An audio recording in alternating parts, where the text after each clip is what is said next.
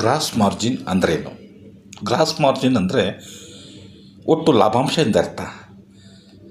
ಕಂಪನಿಯು ತನ್ನ ಉತ್ಪಾದನಾ ವೆಚ್ಚಗಳಿಗಿಂತ ಹೆಚ್ಚಾಗಿ ಎಷ್ಟು ಆದಾಯವನ್ನು ಉಳಿಸಿಕೊಳ್ಳುತ್ತದೆ ಎಂಬುದನ್ನು ತೋರಿಸ್ತದೆ.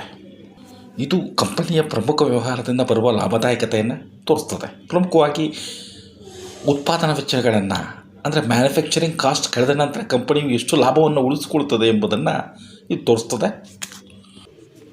ಹೆಚ್ಚಿನ ಒಟ್ಟು ಲಾಭಾಂಶ ಎಂದರೆ ಪ್ರತಿಯೊಂದು ರೂಪಾಯಿಯ ಮಾರಾಟದಿಂದ ಹೆಚ್ಚಿನ ಹಣ ಉಳಿತಾಯವಾಗಿದೆ ಎಂದರ್ಥ. ಅಕಸ್ಮಾತ್ ಒಟ್ಟು ಲಾಭಾಂಶ ಕುಸಿದರೆ ಕಂಪನಿಗಳು ವೆಚ್ಚವನ್ನು ಕಡಿತಗೊಳಿಸಬೇಕಾಗುತ್ತೆ ಅಥವಾ ಬೆಲೆಗಳನ್ನು ಹೆಚ್ಚಿಸಬೇಕಾಗ್ತದೆ. ಇದು ಕೇವಲ ಆದಾಯ ಮತ್ತು ಉತ್ಪಾದನಾ ವೆಚ್ಚವನ್ನು ಕಾಸ್ಟ್ ಆಫ್ ಗೂಡ್ಸ್ ಸೋಲ್ಡ್ ಮಾತ್ರ ಪರಿಗಣಿಸ್ತದೆ. ಎಲ್ಲ ವೆಚ್ಚಗಳನ್ನು ಒಳಗೊಳ್ಳುವ ನಿವ್ವಳ ಲಾಭಾಂಶದ ನೆಟ್ ಮಾರ್ಜಿನ್ ಥರ ಅಲ್ಲ ಇದು. Gross margin formula and calculation, ಒಟ್ಟು ಲಾಭಾಂಶದ ಸೂತ್ರ ಮತ್ತು ಲೆಕ್ಕಾಚಾರ. Gross margin is equal to gross profit into 100 divided by revenue. ಇನ್ನು gross margin versus net margin. Gross margin ಇದು ಕೇವಲ ಆದಾಯ ಮತ್ತು ಉತ್ಪಾದನಾ ವೆಚ್ಚದ COGS ನಡುವಿನ ಸಂಬಂಧವನ್ನು ತೋರಿಸುತ್ತದೆ. ಇದು ಉತ್ಪಾದನಾ ಚಟುವಟಿಕೆಗಳ ದಕ್ಷತೆಯನ್ನು ಅಳೆಯುತ್ತದೆ.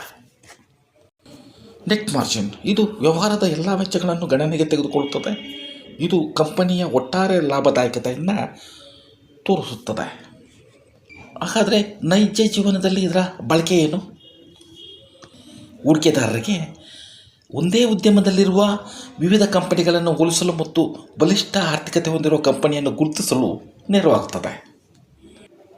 ಇನ್ನು ಉದ್ಯಮಿಗಳಿಗೆ ಉತ್ಪನ್ನಗಳ ಬೆಲೆ ನಿಗದಿ ಸರಿಯಾಗಿದೆಯೇ ಮತ್ತು ಉತ್ಪಾದನಾ ವೆಚ್ಚಗಳು ಲಾಭಾಂಶವನ್ನು ನುಂಗಿ ಹಾಕುತ್ತಿವೆ ಎಂದು ತಿಳಿಯಲು ಸಹಾಯ ಮಾಡುತ್ತದೆ.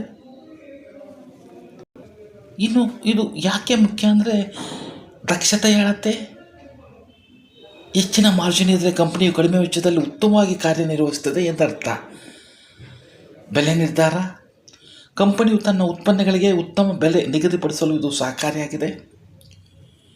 ಎರಡು ಬೇರೆ ಬೇರೆ ಗಾತ್ರದ ಕಂಪನಿಗಳ ಲಾಭದಾಯಕತೆಯನ್ನು ಶೇಕಡಾವಾರು ಆಧಾರದ ಮೇಲೆ ಸುಲಭವಾಗಿ ಹೋಲಿಸಬಹುದು.